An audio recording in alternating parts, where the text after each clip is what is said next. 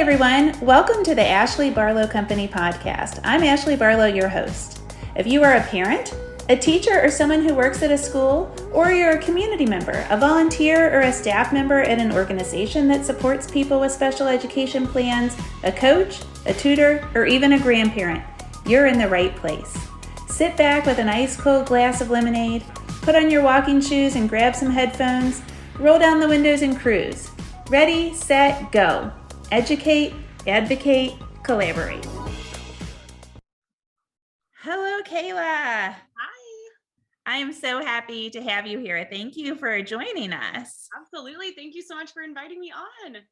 So yes, absolutely. So you guys, Kayla, I've never, I don't think ever gotten to sit next to a beauty queen. And I am. Geez, Louise, we might not even put the slides up on YouTube. We might just, keep it a podcast.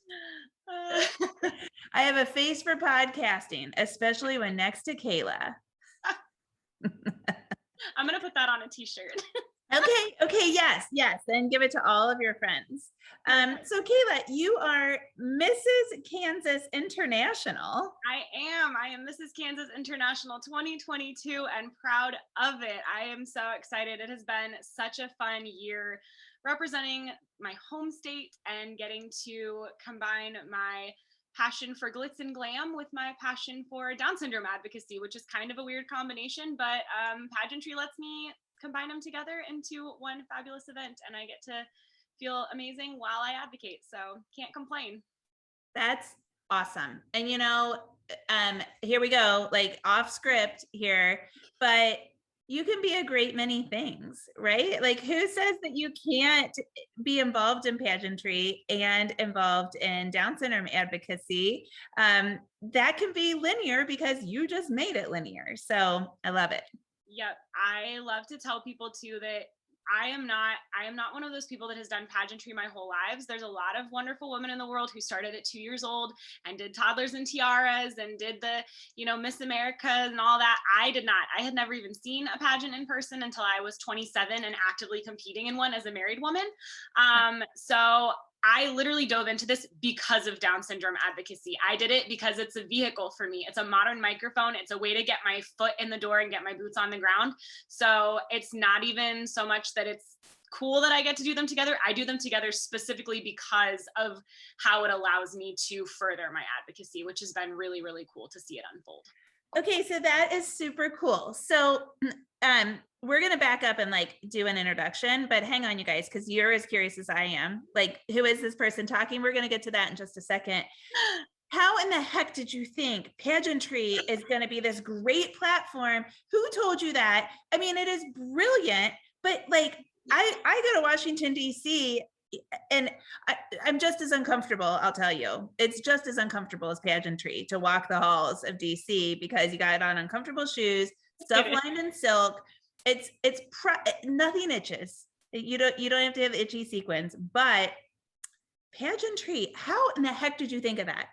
I'm gonna be really honest with you. I saw a sponsored ad on Facebook. Scrolling through my Facebook, we were on a beach vacation. We had literally taken my daughter to the beach for a weekend, and I was sitting in our little tent on the beach and scrolling through Facebook, and I saw a sponsored ad for a Mrs. pageant. I couldn't tell you which one. And I remember thinking to myself, oh my gosh, that's ridiculous. What married woman has the time, the money, the energy that they want to spend all that money, go out in a fancy dress and go compete in a pageant? Like, that is something for high schoolers. I couldn't process it, right? Huh. But it stuck in my head. And the more that I thought about it over the next few weeks, it kept popping up in my head. And I'd be like, I bet it would be really cool though, because you get to wear really nice clothes. And I run a children's fitness center, so I live in leggings. I am in athletic wear and athleisure wear 24/7. So the idea of getting to wear really nice dresses and fancy earrings, I was like, okay. And then a couple more days would go by and I was like, well, pageant girls do have platforms. They're supposed to be out doing good things in the world. And I volunteer a lot, so I do those things. And then a couple more days would go by and I said, oh, I used to do theater and I miss that a lot. I miss being on stage. I miss the competitive element. I don't get to do those things anymore because I'm married and I have 2 dogs and I have a kid and I have a full-time job. I don't have time to audition for a show and be in theater, but I miss that stuff. And it all just kind of kept snowballing until I looked at my husband and I said, hi, how do you feel about me doing a beauty pageant? And I kid you not, he blinked at me twice and he said, so do we need to buy you an evening gown, or how do we? He didn't bat an eyelash. It didn't surprise him at all. He's been the best pageant husband. He handled it with such grace, and it is such a bizarre world for him, but he's done a great job. So it was a really weird journey to get here, but I'm here. Thank you, Facebook, for your sponsored ads that are bizarrely targeted to my subconscious. So totally. I mean, like, the sociology of that is just crazy. And go watch that. What's the name of that show? The Social. Oh yeah. That was bizarre. So you're right. It got into your head somehow. Yeah. But okay. So first of all, you saying that about your husband put tears in my eyes. But this is a message to my listeners. Do it. Yeah. Do it. Whatever Facebook or your heart or your soul or maybe not whatever Facebook's telling you to do, but whatever karma and the spirits and God and life is telling you to do it. I mean, how rewarding. We're going to hear, I know a glimmer of how rewarding your pageantry experiences have been. Not only for you, but also for your Down syndrome advocacy platform. And it came from a Facebook ad. I mean, if that is not a message to the listeners, like, do it. And I will put it out there. I am not, like, if you see photos of me, I am not your typical pageant. When you think of someone who does beauty pageants in your head, I am 5'2". So I wear 6-inch platforms the entire time I'm competing. I have a pixie short haircut. I am not stick skinny. I have curves and a nice butt on me. And I am not like, people look at me and they say, and I say things like, oh, I'm Mrs. Kansas. And they're like, oh, that's cool. And what is that? And I'm like, oh, it's a pageant. And they kind of do a double take, like, I love it. So again, exactly what you said, whatever the universe or God or whatever it is that you believe in, whatever it's putting in front of you, stop fighting it, just go with it, because win or lose, at the end of the day, whatever those experiences are, you're supposed to have them for a reason. And the people around you are supposed to have those experiences for a reason, 100%. Yeah, that's awesome. I mean, I think I would, if the universe put a pageant in front of me, I think I would first be like, okay, I'm going to have to learn how to do my makeup in some way other than the people that do it on the paper when I go to the Laura Mercier counter, because I have a really fabulous team of people that handle that for me. I'm very blessed. My uncle and his partner are a hair and makeup duo that is to die for. So they travel with me and spoil me rotten for an entire week at a time. And I am so blessed by them.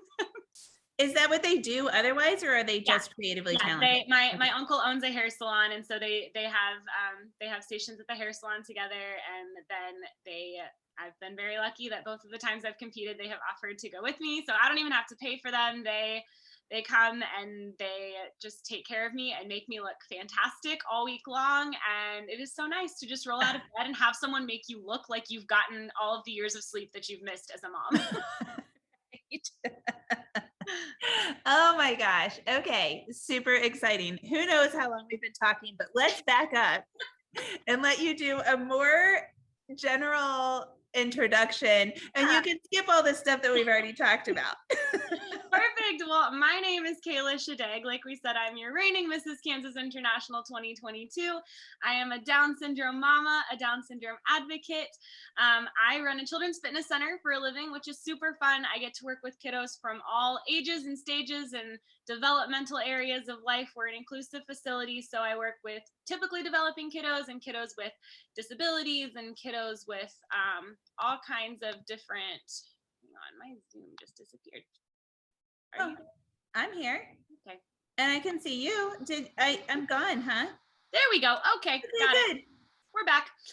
All different ages and stages of life. I have an amazing husband. His name is Kelly. I have 2 kiddos. My 6-year-old Kerrigan was diagnosed with Down syndrome at birth, and I have a freshly 1-year-old little boy, Knox. And we live in the great state of Kansas. We live in the capital, Topeka, and we spend a lot of our time as a family. We have just kind of a wild history. My husband is in the military and has had some jobs that have taken him some interesting places over the last couple of years. So we haven't always spent a lot of time together. So when we get that time where he's not working a midnight shift in a secure facility, or he's not being sent on 6 months of training while I'm at home with a newborn, then we spend that time together. We love kayaking. We love fitness, anything to do with the outdoors. My husband is an avid outdoorsman and is trying to convert me into one. I'm betting you can tell by the pageant and the hair and the makeup, it's not going very well for him, but he's trying. But yeah, that's us and that's our life. And we're stumbling and bumbling through it with everybody else. That is awesome. So great. And so Kerrigan, why don't you tell us about Miss Kerrigan and what she's up to, and give us a little introduction to that sweet lady. She is a spitfire. That is the word that I use to describe her. She looks exactly like me. If you ran into her on the street and you've ever seen me, you would immediately go, that is Kayla Schadegg. She looks exactly like her mama. Love. She's getting ready to start the 1st grade next week, which I can't believe. It's crazy. And she is like the queen bee social butterfly. Everywhere we go, someone knows her. We literally went on a walk around a lake in our city that's on the other side of the city from where we live. We were on a walk, stopped at a playground, and 2 people stopped by and were like, Kerrigan! And Kelly and I couldn't, we're like, who are you? One of them was a friend of hers from school. One of them was a woman who was a para in her classroom at summer school. And just like, okay, my kid just runs the entire capital city of the state of Kansas. It's fine. Yes. Everyone knows her. Yeah. Everyone loves her. We go to Target and she's like, who's that? Hello. She's waving like it's a parade from the Target cart. So she is an absolute ray of sunshine. She is a spitfire. She is a force to be reckoned with. And my favorite thing to tell people is that she will be a wonderful self-advocate someday, as long as she survives to adulthood. Yes. Yes. Oh, there are some days. Believe me, we've made it to 12 years old, and those same words have come out of my mouth. I like the parade from the Target cart. I remember those days back when I could pick up Jack. Oh, Lordy, similar personalities. And I always say, that Down syndrome stereotype of like really sweet and cute and compliant. I'm like, there's another Down syndrome stereotype. Yeah. Kerrigan missed that mark tenfold. She will be cute and sweet because she's conniving and she's trying to trick you into something. Yeah. I get this like sideways, hands on the hips, sideways look with a really cheesy smile that's like, please. My favorite is to ask for help with things, and then when you go to help her, she puts her hands on her hips and she goes, not like that. Like, okay, that's fine. Do it yourself. Oh my gosh, that's hilarious. Going on 16. It's fantastic. Jax, you know how there's things that you can say in the disability community that you don't necessarily always want to say, in a big open audience. And here we are in a big open audience, and I'm going to say it anyway. But Jack's speech therapist, one of them has several siblings that have Down syndrome and other diagnoses, and is this really like well-known advocate, kind of on the national level, honestly, because we're in Cincinnati, so we get Cincinnati Children's.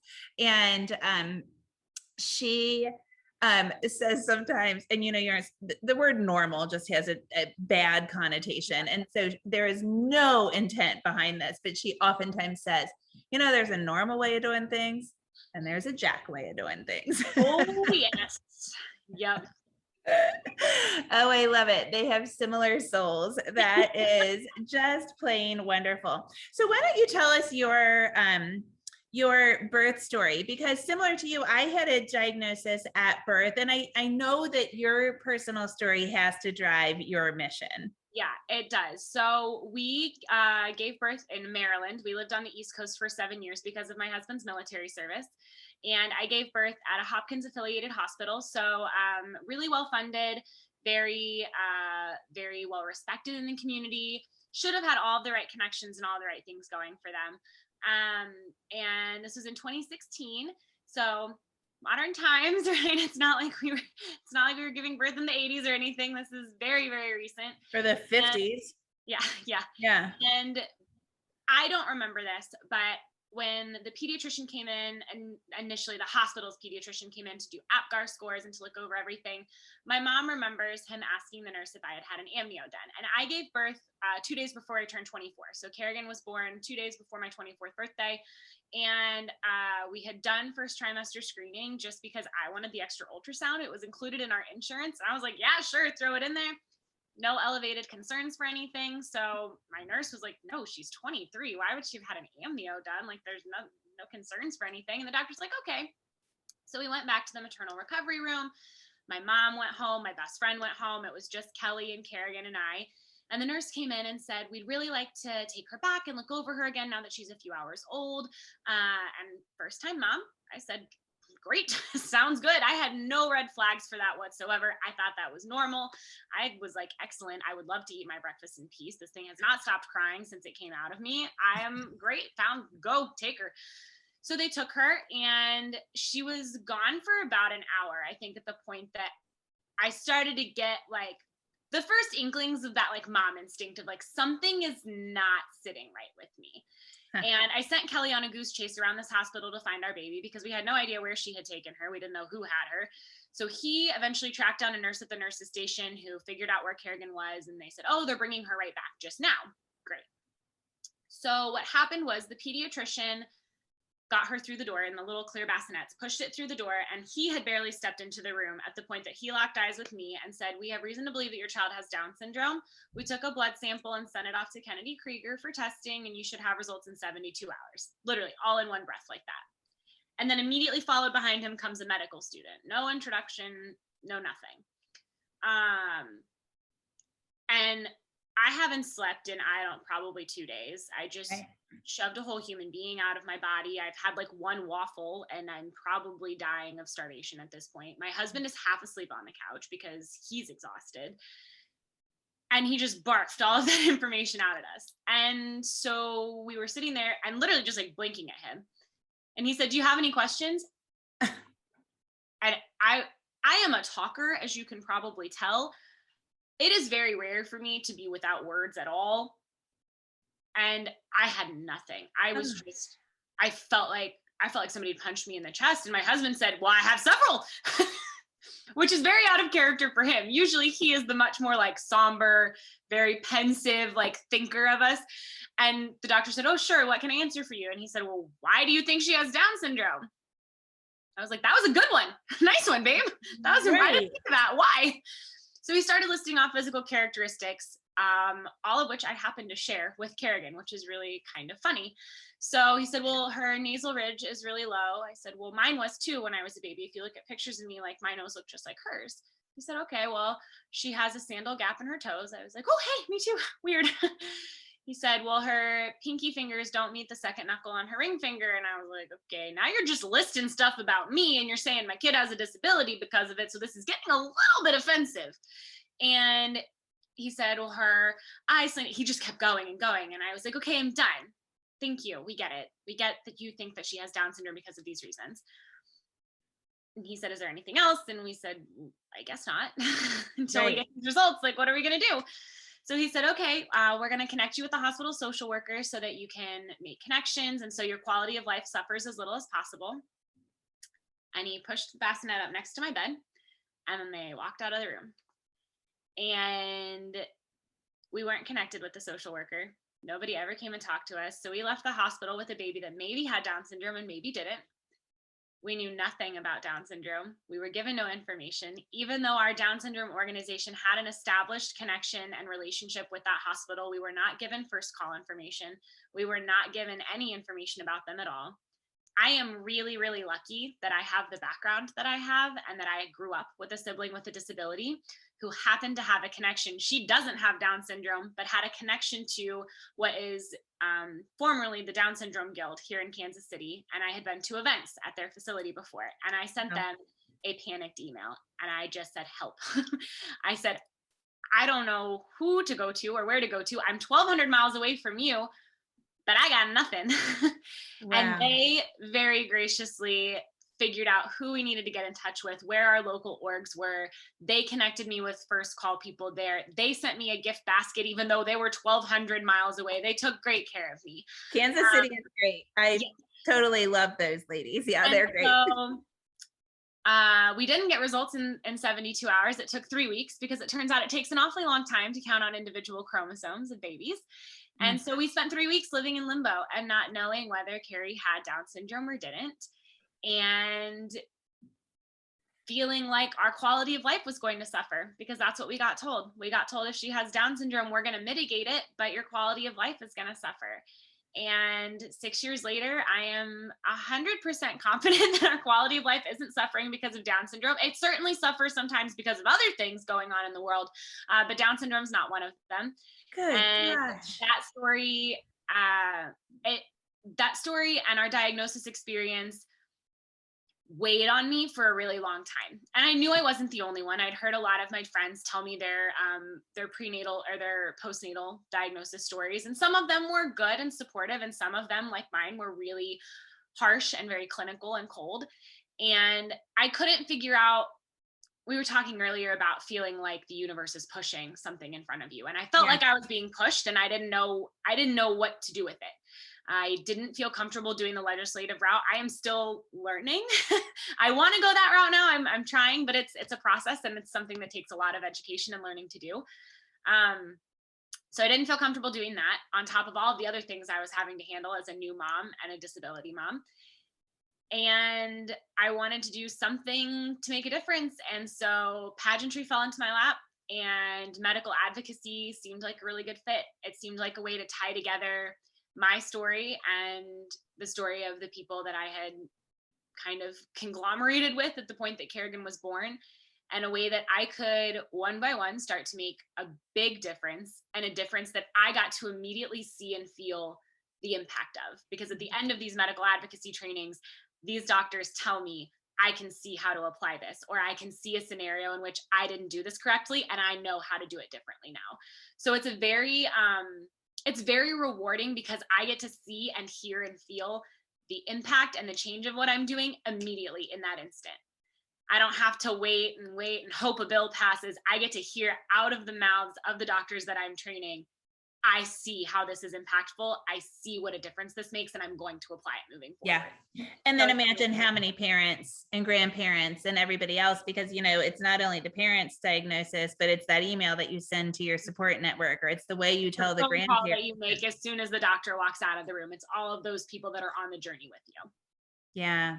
Yeah. That is, talk about making lemonade out of a really, really lemony experience. I was told our diagnosis very similar to you, and my doctor and I had a very close relationship prior because my first delivery was bad. And so I was really straight shooting with him, like, this is what I need out of you. Yeah.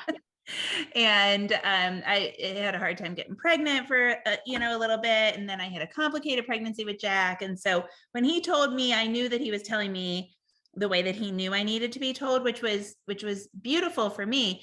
But we got incredible support also thereafter. And my God, if you had gotten more support and a totally different tone with the diagnosis, imagine, you've done so much. Even with that really terrible start, imagine how those first few weeks with your sweet baby could have been. That's literally exactly what I tell the doctors. I tell them, parents need to know the clinical stuff. Some parents want to know it and some parents don't, but ultimately at the end of the day, we all know that we need it, right? Yeah. If your child has any kind of disability, any kind of medical complication, that's stuff that you need to know, whether it's fun to know or not, but they need that support component too. Those things have to go hand in hand. Resources and compassion have to be together, because that flashbulb moment, that moment of that diagnosis defines what the next year of that family's life looks like, what the next 10 years looks like. Right. And I am Right. really lucky, like I said, that I have the background that I have, and that I was able to do the dirty work myself and scrounge up resources and make those connections for myself, because I'm obnoxious and I don't take no for an answer. And so when I wasn't given the things I told I was going to get, I just found them myself.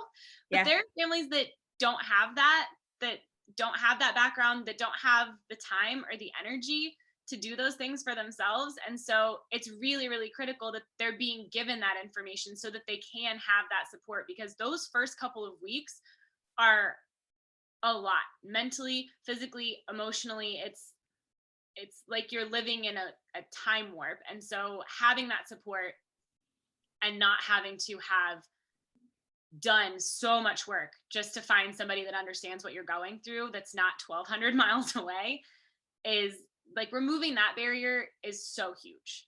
Right. So, and I mean, I completely agree. And I've done a little bit of health outreach work, like at the local level, because now the Down Syndrome Association of Greater Cincinnati has a hired person that does medical outreach.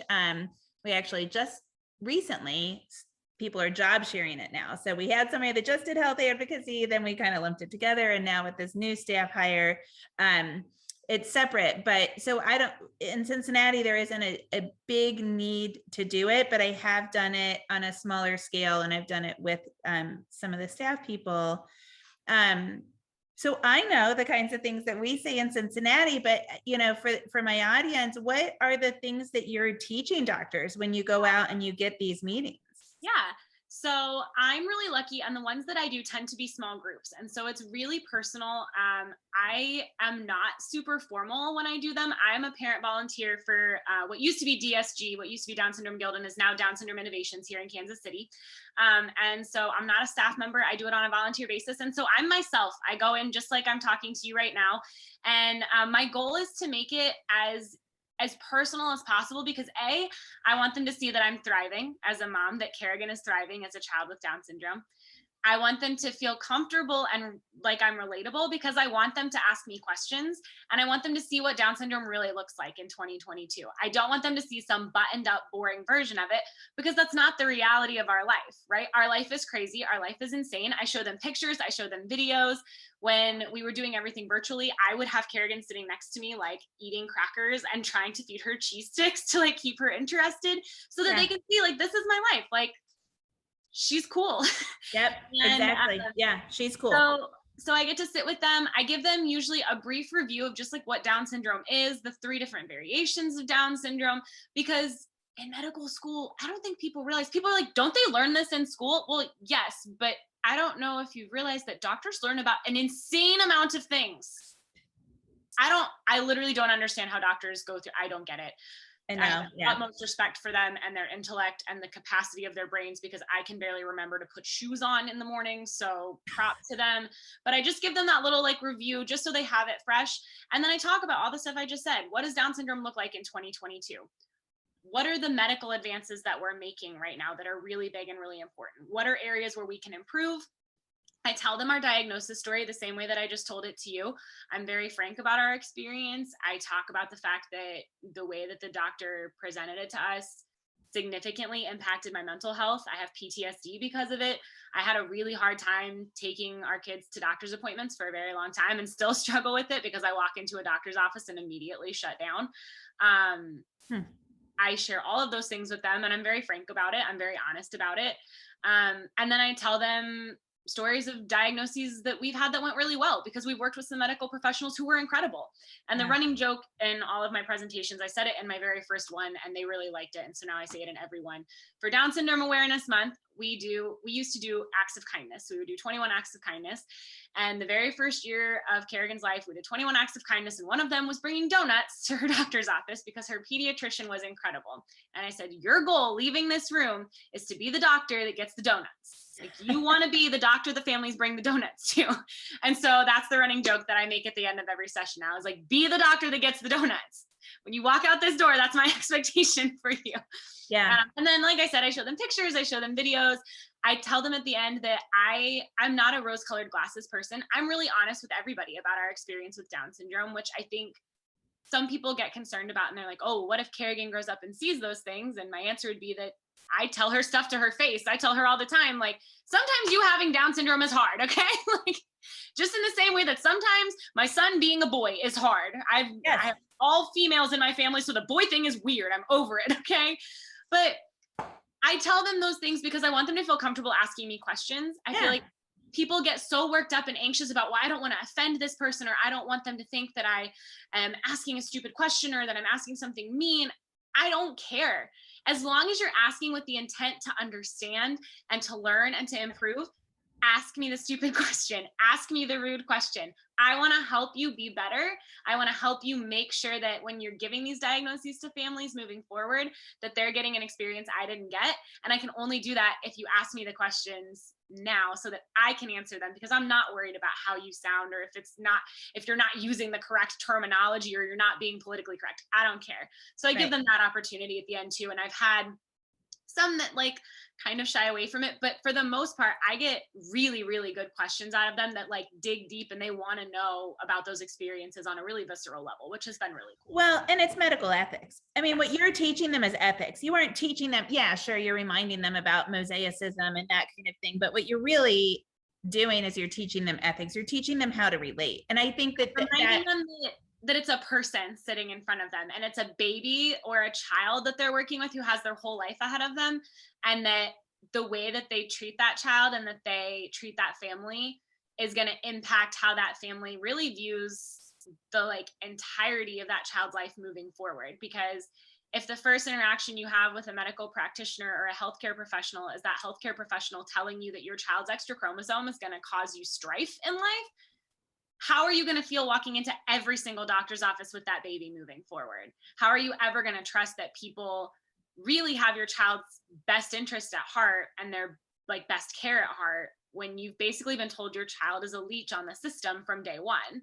Yeah. So it's getting that, look at your internal biases if you have them, figure out how to overcome those, figure out how to relate to people, because it's not just another checkbox that you have to fill off. It's 30 seconds to you, but that moment feels like a lifetime to the family that you're working with. So if you take 10 extra seconds to make that diagnosis compassionate and not just resourceful, or in the case of mine, like I didn't even get resources. I just got, here's your baby. She has Down syndrome, maybe, bye. Right. Giving them that extra couple of seconds of time so that they feel heard and understood it just makes an unbelievable amount of difference. Agree. And, I mean, so to then draw the parallel to advocacy at school, but not only advocacy at school, advocacy in every area of your life. I don't care if your dinner was burned. What you are trying to do is you are trying to convey your interest, and you are human, and we are all beautifully different. And so what we are trying to do is we are trying to get to the heart and the souls of people, and you can't make decisions, and you can't take action unless, in an effective way, unless you know the people. And then in order to know the people, you have to communicate. So, what you're teaching the doctors to do is to humanize it. And so often in schools, that's what we have to do too. We have to get them to see that we are talking about a person. With behavior, it's so common for them to be like, basically like, he bad. Well, listen, I live with him. I completely agree. You're like, you get him for 8 hours a day. Trust me when I tell you.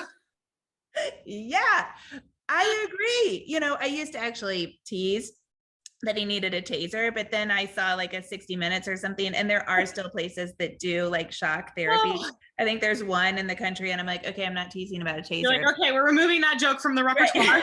That's not funny. Not funny, but like, I used to be like, those things you give your cat, like just a little like zap, but that they actually do that to humans, and that is not funny. So, but like, what I have to say is, yes, but that's not him. That is impulsivity, or that is an attention function, or that, and like, here's the clinical piece of it. I'm going to geek out about behavior for you, but I'm always going to come back to Jack, the kid with the crooked smile, with the sideways smile, the kid that says gotcha 100 times a day. I'm always going to come back and make them love him. Yep. Make them see him, because in addition to that, like with behavior and all the time. And then, we humans have behavior too, as we're receiving these diagnoses. Like for Jack with behavior, he doesn't want to behave that way. And I have PTSD too. I was in a gasoline explosion when I was a kid, and PTSD usually leaves after 3 years. And you and I are lucky. It just stayed. Just hanging on there. It's just clinging. Yay, chronic PTSD. I bet, do you not? Well, yours is probably different. I don't like to play hide and go seek because it's too scary. Interesting. Yeah, because I was in an explosion. So when somebody opens that cabinet door, it's like, ah! And I don't. Like initial like shock moment. Yeah, I don't like to be scared at all. Yeah. So, but I take that PTSD with me to doctor's appointments, and I take it with me to the bank, and I take it with me every place. And I have a friend that likes to scare people after they parallel park. You're distracted, and our little town has lots of. That's just cruel. It's mean, but she loves, when people are like, oh my God, you scared me, like on Ellen. And I would like not go on Ellen if I was a celebrity, because I'd be like, it'll affect me for 4 days if you scare me like that, and we take all of our experiences with us. And so teaching doctors at diagnosis, I have this suitcase of all my experiences, and you've got to be considering that. I mean, I think that's really, really, really good work and so important. Thank you. I think so too. I love it. I'm a people person, so I get to hang out with people who have an unbelievable amount of intellect, which I always learn something coming out of these things too. I always pick up little pieces of information and like little medical knowledge that I'm like, I don't know where I'm going to use that for, but I'm going to stash it in a filing cabinet up here for something. Right. And they get that experience of seeing like lived life experiences with Down syndrome. It's not something from a textbook. It's not something from a YouTube clip that they maybe got shown. It's not something from, like a short clinical experience. It's real. It's my life for the last 6 years and for the rest of my life moving forward. And they get to experience that on a small scale. So they're only with me for a couple of hours, but hopefully those couple of hours are more impactful than whatever quick blip they got, sitting in the classroom. And because they're getting it from somebody that is living it every day, that is, choosing to come and do this advocacy work on top of a full-time job and being a mom, like that to me, I think says how important it is to me, which hopefully to them conveys how important it should be to them. Yeah. Yeah, I agree entirely. Oh my gosh, you are such a bright light in our community. Tell people where they can find you on social media so they can follow along. Yeah, absolutely. So on Instagram, my Instagram handle is @StrongOverWrong, which is the name of my platform for pageantry.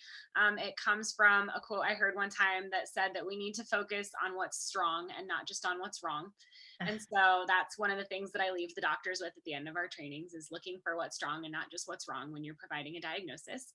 And then on Facebook, they can find me if they search Mrs. Kansas International 2022.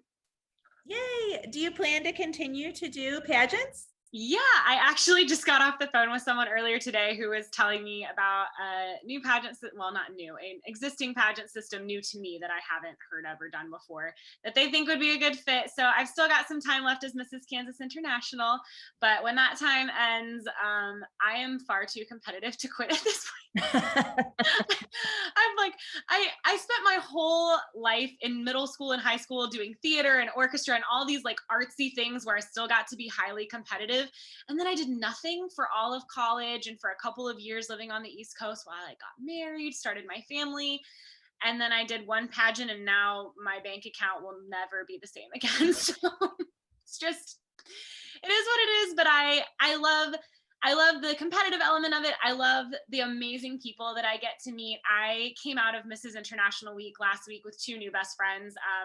I got to room with Mrs. Oklahoma, and we spent the whole week hanging out with Mrs. Tennessee, and we're all within like 8-hour drives of each other, which has been a blessing. They're going to come up here for our Down syndrome walk this year. Like you get to meet so many women from so many places. With this being an international pageant, we had a Mrs. Ukraine this year, and spending time with her it put so much in perspective. Like if you think you've had a bad year, which I felt like I had a bad year, I spent 5 minutes with her and I was like, I have had a great year. This year has been top notch. It is amazing. So just getting to interact with those women on a regular basis and having that kind of support network that spans the entire United States. I know when I need help with like legislative advocacy, as I expand into that, my friend that lives in DC said, hit me up, I'll help you. That's what she does. So I have people all over the place that do all kinds of different things and have different advocacy avenues for different causes. So it's been really cool to be able to make those connections as an adult woman. Sometimes it's hard to make friends. Especially as a disability mom, it can be hard to forge those connections with people. So getting to meet people who function on the same level as I do and who wear 97 different hats at once, one of them being sparkly, it's been really, I was gonna say, yeah. And I'm not ready to give it up yet. So I'm gonna keep going until I find whatever system feels like the best fit. And hopefully I'll someday come home with a national title and I'll be able to take Down syndrome to an even bigger level. That is so exciting. I'm going to be back here cheering for you. I am so pleased to meet you, and thank you so much for joining us. Absolutely. Thank you for having me.